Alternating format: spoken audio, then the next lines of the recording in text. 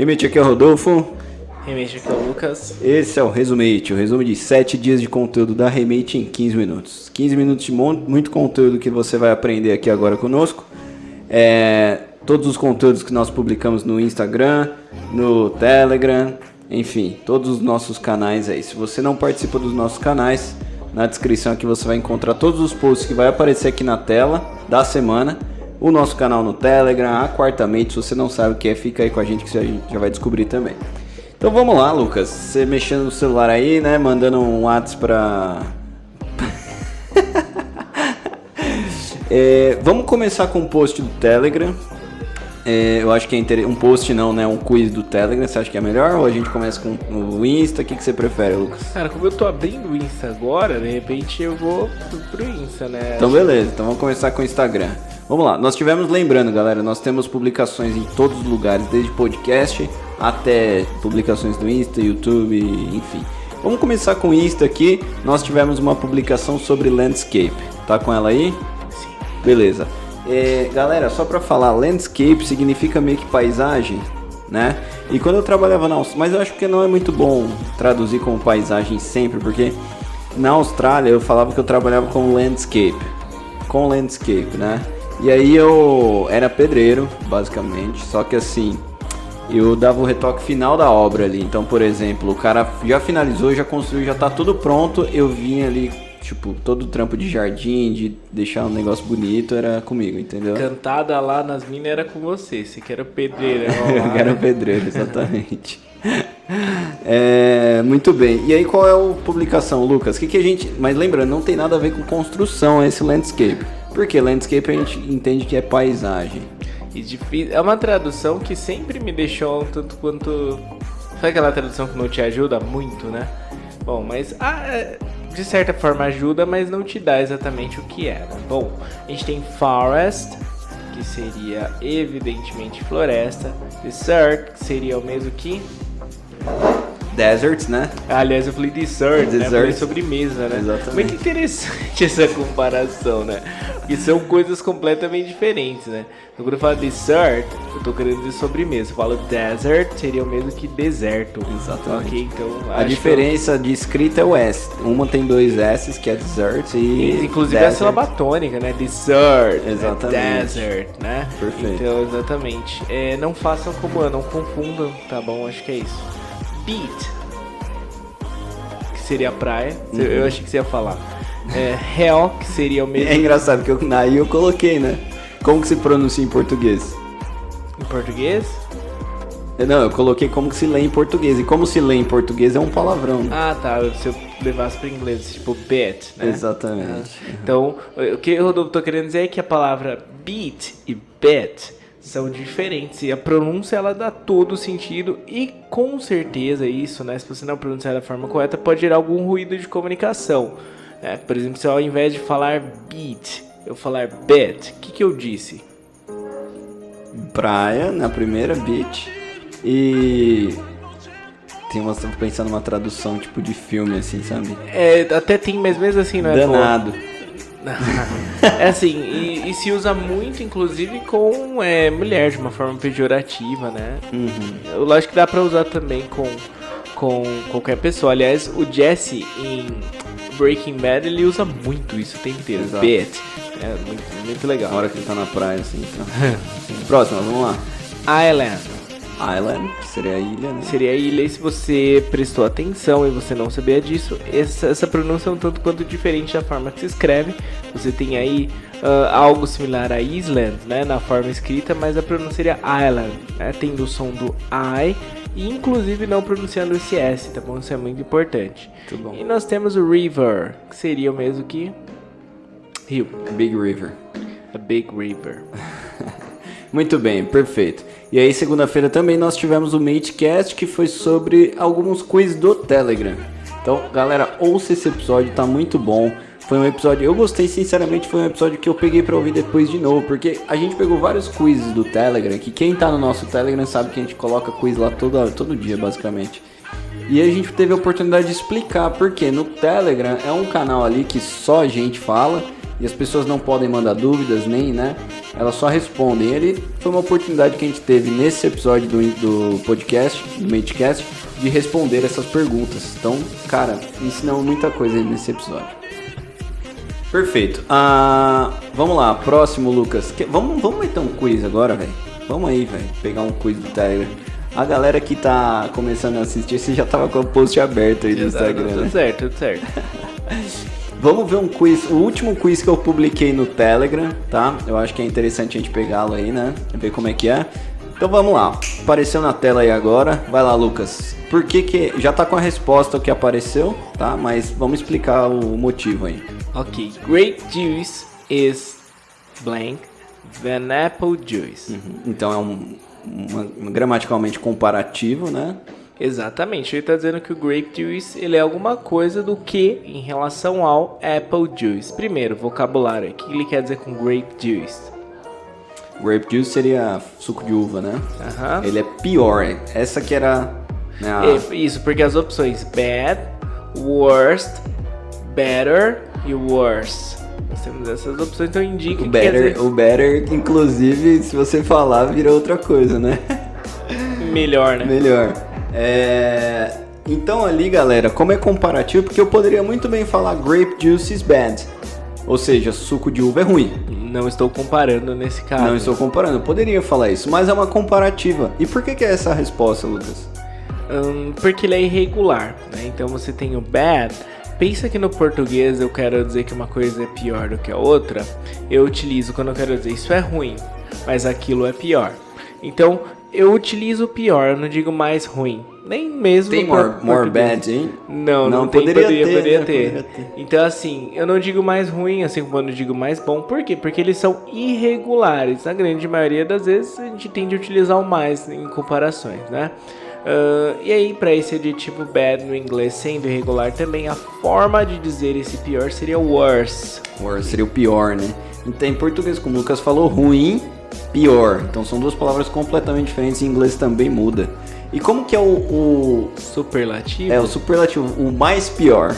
É isso. O pior. O pior, né? Vamos dizer, artigo definido o pior. Exato. Né? Porque eu digo que esse aqui, grape juice, é worse, tô dizendo que ele é pior do que o apple juice. Tem como uma comparação. Não tô né? dizendo que ele é o pior de todos. Entende? Nesse caso, teria que ter o artigo o, que seria the, né?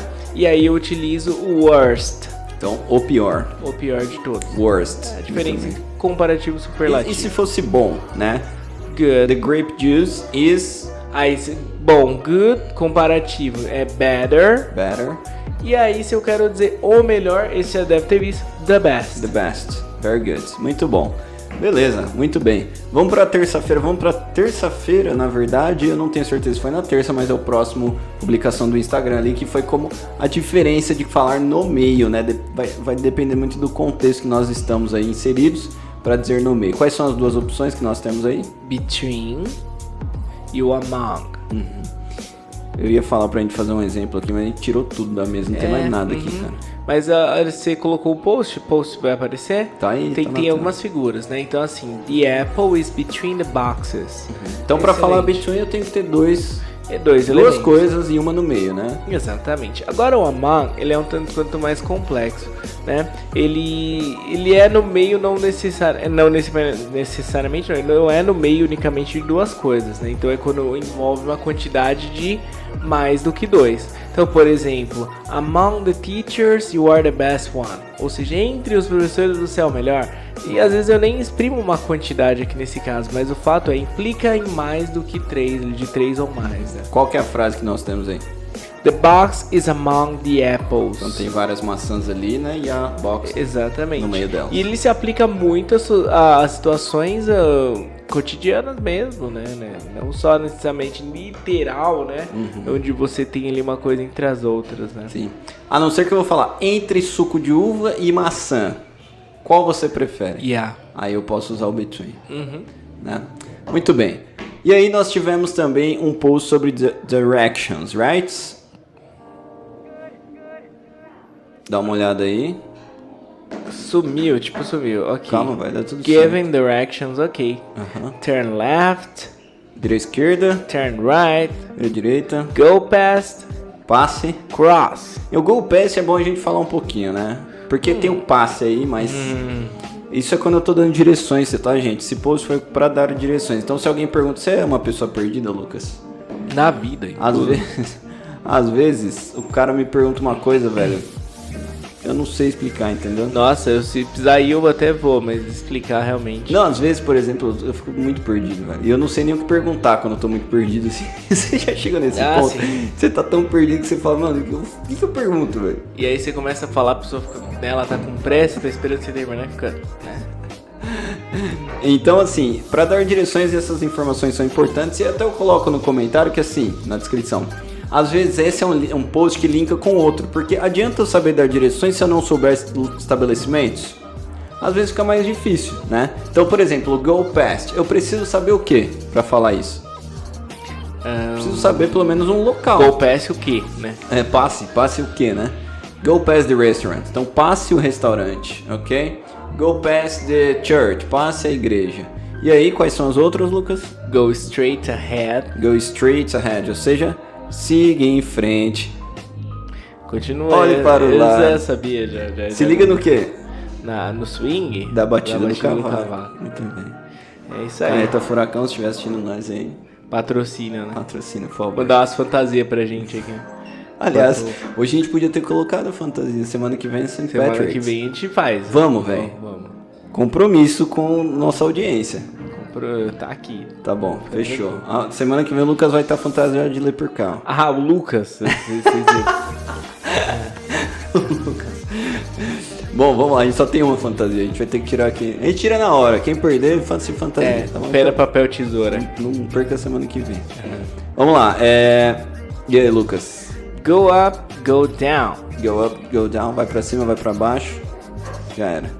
Acabou. Muito bem. E aí, tem mais alguma coisa pra falar desse post aí? Não, basicamente você falou que, eu muito feliz quando você falou que esse formato de Giving Directions, ele implica também em ter esse vocabulário. É preciso a aquisição desse vocabulário relacionado a places in town, né? Você já ouviu a expressão go upstairs? Sim. Galera, tem uma dica pra você. Se você She lives upstairs.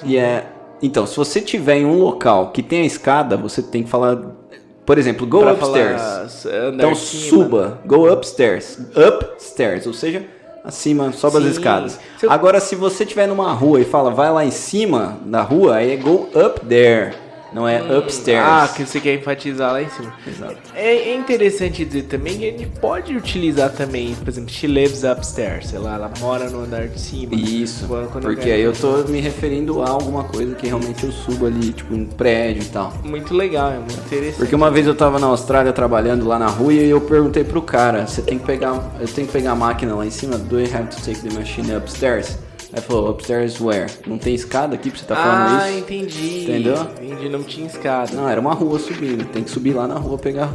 Ah, não, realmente, né? Up there. Ah, ótimo. Então, assim, stairs implica, obviamente, em ter uma stair. Pra você subir. Óbvio, interessantíssimo. Entendeu? Muito bem, vamos lá. Próximo e último post do Instagram, nós tivemos opinion. Give an opinion, ok? Como dar opiniões? Esse post eu fiz em homenagem a uma pessoa. É mesmo? Quem? Meu aluno me perguntou ontem algumas maneiras de escrever um texto, assim, que ele problematizou ali as cidades, né, a poluição e tudo mais, e ele, na minha opinião, acho que deveria mudar isso e aquilo. Exatamente. Então, em my inclusive opinion... foi o Anderson. Abração, Anderson. Tamo junto, é nóis. O Anderson participa das quartas mates. A gente nem falou da quarta mate, hein, cara. Cara, o tema foi... Verbos e... Confusing verbs. Confusing verbs. Então a gente comparou o see com o watch e o listen com hear. Exato. Se você tá no Telegram, ou se inscreve na quarta mate aqui embaixo, tá na descrição, ou no Telegram você vai receber o link da aula toda quarta-feira às 9 horas da noite. Ok, quase esquecemos, né?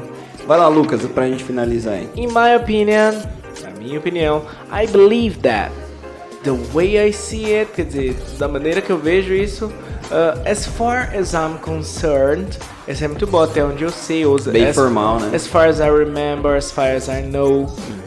From where I stand, também outra coisa, a forma que eu vejo. In my point of view, ok? E se pode acrescentar com on the other hand, todo esse tipo de coisa que a gente não vai poder explicar agora, porque we're out of time, guys. Exactly. Thank you very much. Bye bye and see you.